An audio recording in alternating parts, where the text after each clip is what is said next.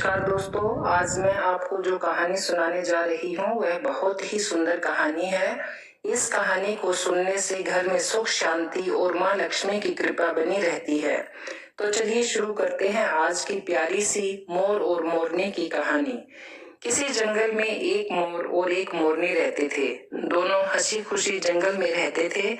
एक दिन मोरनी कहती है कि हे नाथ, अब हमें यहाँ से कहीं ऐसी जगह चलना चाहिए जहाँ हमारे समाज के लोग रहते हों, जहाँ काफी मोर मोरनी रहते हों। मोर मोरनी से कहता है, प्रिय, हम अगर वहाँ चलेंगे तो हर रोज लड़ाई झगड़े होंगे और यहाँ हम दोनों बड़े सुकून से रहते हैं, तो वहाँ जाने की क्या जरूरत है। लेकिन मोरनी जिद करने लगती है तो मोर भी मान जाता है और दोनों उड़कर एक नगर में आ जाते हैं। उस नगर का राजा पशु पक्षियों की भाषा को आसानी से समझ लेता था, क्योंकि उसने कराव शास्त्र की पढ़ाई की हुई थी। कराव शास्त्र से पशु पक्षियों की भाषा को अच्छे से समझा जा सकता है। राजा हर जीव की आवाज को अच्छे से समझ लेता था कि वह क्या कह रहा है। एक दिन की बात है, राजा अपनी रानी से कहता है कि हे रानी, मुझे बहुत भूख लगी है, आप मुझे भोजन खिला दीजिए। राजा के ऐसा कहने पर राजा के लिए एक हाथ में नाना प्रकार के व्यंजनों की थाली और एक हाथ में पानी का लोटा लेकर आती है। रानी जैसे ही भोजन की थाली राजा के समक्ष रखती है तो एक चावल का दाना नीचे गिर जाता है। वहीं पर कुछ चींटियां घूम रही थी। एक चींटी उस दाने को उठा कर ले जाने लगती है। राजा वहां बैठा सब देख रहा था। तभी उस चींटी के पास एक बड़ा सा चींटा आता है और उस चींटी से कहता है कि हे प्रिय, यह दाना तुम मुझे दे दो, तुम वापस जाओ और राजा की थाली से दूसरा चावल का दाना लेकर आओ। तब चींटी ने कहा, नहीं, मैं नहीं जाऊंगी। अगर राजा को पता चल गया तो वह मुझे मार देगा। राजा उनकी सारी बात सुन और समझ रहा था। चींटा फिर कहता है कि तुम जाओ, राजा कुछ नहीं पता चलेगा। चींटी जाने की कोशिश करती है, लेकिन रास्ते में से ही वापस लौट आती है और चींटे से कहती है कि नहीं नहीं, मैं नहीं जाऊंगी। हो सकता है राजा को पता चल जाए और वो मुझे मार दे। राजा वहीं बैठा उन दोनों को देख रहा था। तभी चींटा को इस बात का आभास होता है कि राजा हमारी बातों को समझ रहा है।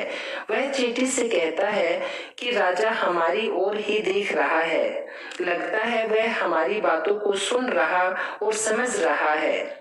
चींटा चींटी से कहता है कि देखो, अगर राजा ने हमारी बातों को सुन लिया है और राजा हमारी बातों को किसी और को बताएगा तो वह उसी समय पत्थर का बन जाएगा। राजा चींटे और चींटी की बात को सुन लेता है और बखूबी समझ भी लेता है।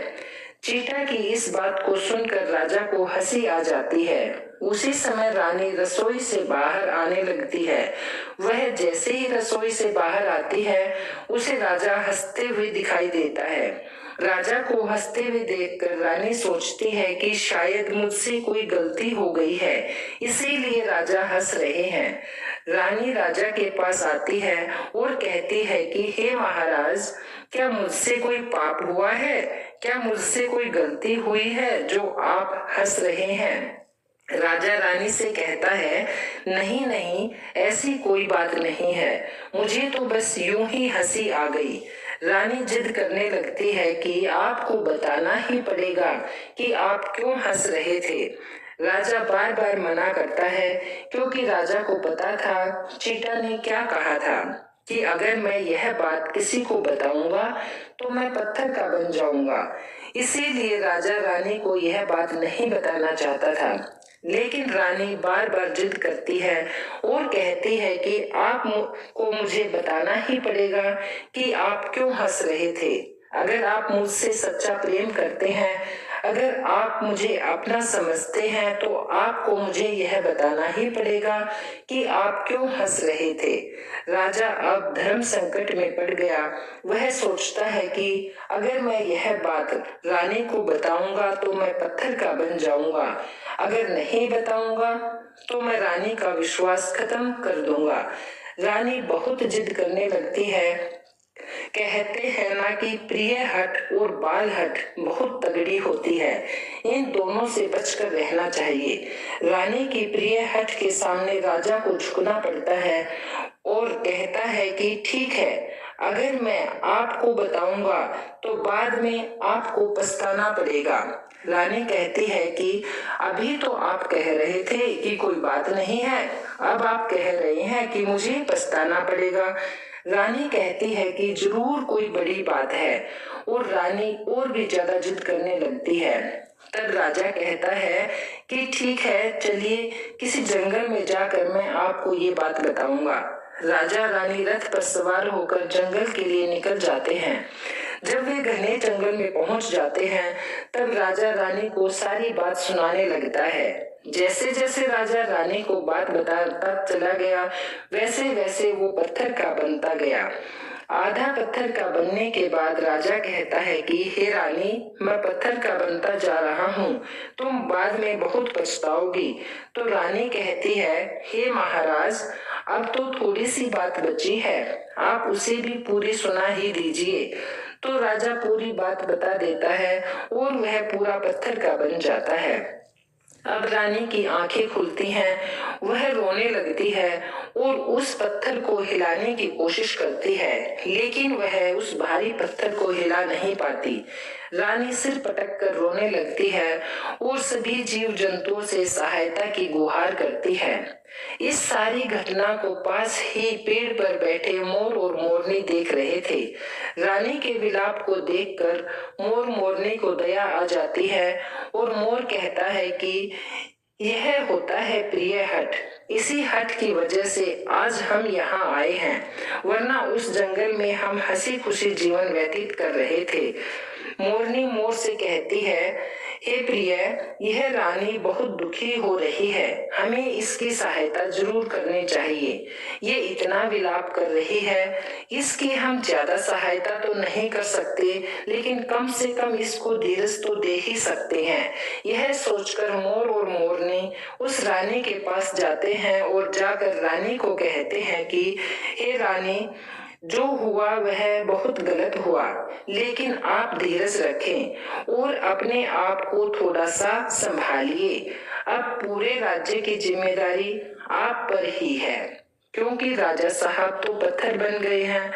रानी मोर और मोरनी की बात सुनकर कहती है कि मैं अपने आप को कैसे संभालूं, मेरा तो घर संसार ही उजड़ गया है, अब मैं क्या करूं।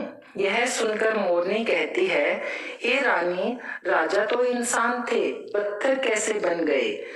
तो रानी मोर और मोरनी को वही चींटी वाली बात बताने लगती है और रानी भी धीरे धीरे पत्थर की हो जाती है। अब मोर मोरनी को चिंता सताने लगती है कि यह विपत्ति अब हमारे ऊपर भी आ सकती है, क्योंकि राजा भी उसे चींटी वाली बात बताने से पत्थर के हो गए थे और अब रानी भी पत्थर हो गई है। मोर मोरनी से कहता है कि अब हम पर भी खतरा मंडरा रहा है, क्योंकि तुम स्त्रियों से कोई भी बात छिपती नहीं है। तो मोरनी मोर से कहती है कि हे स्वामी, अब हम यहाँ से कहीं दूर चले जाएंगे। तो मोर कहता है, अरे बेवकूफ, दूर जाने से कुछ नहीं होगा, धरती के किसी भी कोने में यह संकट हमारा पीछा नहीं छोड़ेगा, यह खतरा हमारे ऊपर मंडराता ही रहेगा। अगर जाने अनजाने में यह बात हमारे मुख से किसी के सामने निकल गई तो हम भी पत्थर हो जाएंगे। इस बात को लेकर मोर और मोरनी बहुत चिंतित हो जाते हैं। रात दिन वे इसी के बारे में सोचते रहते हैं।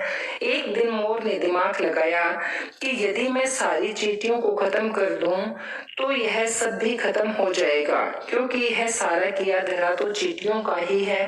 मोरनी भी इस बात से राजी हो जाती है और दोनों मिलकर चींटियों को खाना शुरू कर देते हैं।